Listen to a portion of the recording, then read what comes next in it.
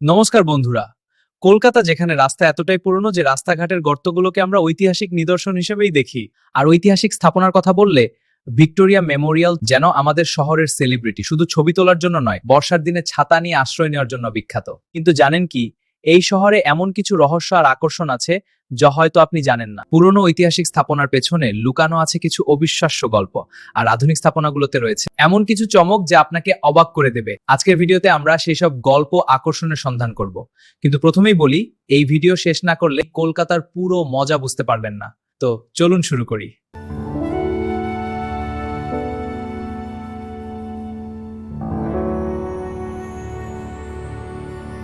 কলকাতা ঐতিহাসিক স্থাপনা বলতে গেলে প্রথমেই যাদের নাম মাথায় আসে তারা হলেন ভিক্টোরিয়া মেমোরিয়াল আর হাওড়া ব্রিজ। ভিক্টোরিয়া মেমোরিয়ালকে কেউ কেউ শহরের মার্বেল রাজকুমারী বলেই ডাকে, কারণ এই মার্বেল এত পরিষ্কার যে নিজের মুখেও দেখে ফেলতে পারেন। বলা হয় এখানে রাতে যদি চাঁদ ভালো না থাকে তাহলে মেমোরিয়ালই তার জায়গা নেয় আলো হিসেবে। এবার আসি হাওড়া ব্রিজের কথা। এই ব্রিজের দৈর্ঘ্য প্রায় 1500 মিটার, যা একসময় ছিল এশিয়ার সবচেয়ে বড় ব্রিজ।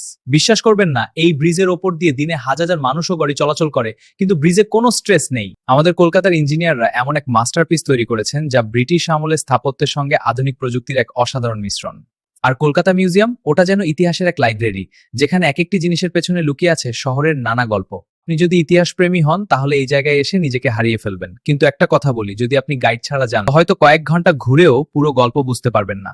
কিন্তু এই ঐতিহাসিক স্থাপনাগুলোর পেছনে লুকিয়ে আছে আরো অনেক গল্প, যা আমরা পরবর্তী অংশে জানবো। এখন চলুন একটু সময় দিই কলকাতার সেই আধুনিক আকর্ষণগুলোর, যেগুলো দেখে মনে হবে ও কলকাতা শুধু পুরনো নয়, নতুনের ক্ষেত্রেও পিছিয়ে নেই। নিউ টাউন, যেখানে গাছপালা আর আধুনিকতার এমন এক জাদুকরী মেলবন্ধন যে এখানে এসে মনে হবে আপনি হয়তো কোনো বিদেশি শহরে চলে এসেছেন। ইকো পার্ক, হাঁটা যেন প্রকৃতির সঙ্গে প্রযুক্তির এক সুন্দর বন্ধুত্বের উদাহরণ। হাঁটার জন্য সুগন্ধি বাগান, লেক আর এমন সব জায়গা যেখানে আপনি ইন্টারনেটের চেয়ে প্রকৃতিতে কান দিলেই যথেষ্ট। আর সায়েন্স সিটি, ছোটদের জন্য যেন স্বপ্নের দেশ, বিজ্ঞান প্রযুক্তি আর মজার একসঙ্গে মিশে যান। কলকাতা এখন শুধু ইতিহাসের শহর নয়, ভবিষ্যতের শহরও বটে। আর হ্যাঁ, আধুনিক শপিং মল আর সাংস্কৃতিক কেন্দ্রগুলোর কথা বললে যেমন রবীন্দ্র সদন, যেখানে পুরনো গান আর নতুন শিল্পীরা একসঙ্গে স্টেজ মাতায়। শপিং করতে করতে যদি ক্লান্ত হন তাহলে আশেপাশের ক্যাফেতে বসে কলকাতার বিখ্যাত মিষ্টি আর চায়ের স্বাদ নিতে ভুলবেন না। কিন্তু কলকাতার এই আধুনিক আকর্ষণগুলোর পেছনে এমন কিছু পরিকল্পনা ও গল্প আছে যা হয়তো আপনি জানেন না। কলকাতা শুধু পুরনো ভবন আর নতুন ভবনের সংগ্রহশালা নয়, এটি একটি জীবন্ত গল্প। এই শহরের প্রতিটি কোণায় আপনি দেখতে পাবেন কিভাবে পুরনো আর নতুন একে অপরকে পরিপূরণ করে। যেমন ভিক্টোরিয়া মেমোরিয়ালের পাশে দাঁড়িয়ে আপনি নিউ টাউনের আধুনিক আকাশকে ভবনগুলো দেখতে পাবেন। পুরনো কলকাতার সরুগলির মাঝেও আধুনিক ক্যাফে ও আর্ট গ্যালারি গড়ে উঠেছে, যেখানে নতুন প্রজন্ম তাদের সৃজনশীলতা প্রকাশ করছে। এই সংমিশ্রণই কলকাতাকে বিশেষ করে তোলে।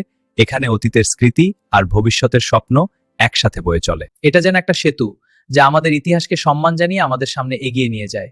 আপনি যদি কলকাতার এই মেলবন্ধন অনুভব করতে চান তাহলে শুধু ঐতিহাসিক স্থাপনা দেখলেই হবে না, আধুনিক শহরের ছোঁয়া নিতে হবে, কারণ এখানেই লুকিয়ে আছে কলকাতার প্রকৃত সৌন্দর্য। বন্ধুরা, আজকের এই পর্বে আমাদের সঙ্গে থাকার জন্য আপনাদের অনেক ধন্যবাদ। কলকাতার ঐতিহাসিক স্থাপনা আর আধুনিক আকর্ষণের এই যাত্রা থেকে আমরা বুঝতে পারলাম কিভাবে অতীত ও বর্তমান একসাথে মিলে শহরটাকে আরো জীবন্ত করে তোলে। আপনার যদি এই ভিডিওটি ভালো লেগে থাকে তাহলে লাইক আর শেয়ার করুন এবং সাবস্ক্রাইব করতে ভুলবেন না। আর কমেন্টে জানিয়ে দিন কলকাতার কোন স্থাপনাটি আপনার সবচেয়ে প্রিয় এবং কেন। আপনার মতামত আমাদের জন্য খুব গুরুত্বপূর্ণ। আগামীতে এমন আরো আকর্ষণীয় বিষয় নিয়ে আসার প্রতিশ্রুতি দিচ্ছি। ততক্ষণ ভালো থাকুন, নিরাপদ থাকুন এবং ইতিহাসের সঙ্গে আধুনিকতার এই সুন্দর মেলবন্ধনে নিজেকে নিয়ে চলুন। আবার দেখা হবে পরবর্তী ভিডিওতে। ততক্ষণ জন্য বিদায়।